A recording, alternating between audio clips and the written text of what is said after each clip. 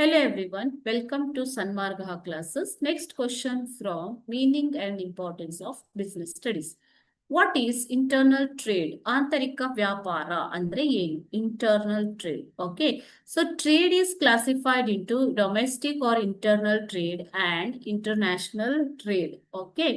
So internal trade ಅಂತಂದ್ರೆ ಏನು ಮಕ್ಕಳೇ?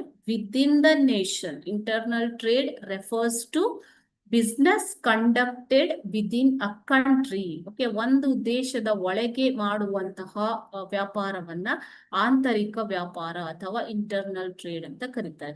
ಸೊ ಇದರಲ್ಲಿ ಟ್ರೇಡ್ ಅಲ್ಲಿ ಎರಡು ಬಗೆ ಇದೆ. ಒಂದು internal trade or domestic trade or home trade, ಎಲ್ಲ ಒಂದೇನೆ. ಓಕೆನಾ? ಸೊ ಅದೇ ರೀತಿ ಎರಡನೇದಾಗಿ ಫಾರಿನ್ ಟ್ರೇಡ್, ವಿದೇಶಿ ವ್ಯಾಪಾರ. ಫಾರಿನ್ ಟ್ರೇಡ್ ಅಂತಂದ್ರೆ ಇಂಟರ್ನ್ಯಾಷನಲ್ ಟ್ರೇಡ್ ಆರ್ ವಿದೇಶಿ ವ್ಯಾಪಾರ. Okay, there are two types. Okay children, internal trade is trade conducted within a country, ಒಂದು ದೇಶದ ಒಳಗೆ ನಡೆಯುವಂತಹ ವ್ಯಾಪಾರ. Okay, thank you.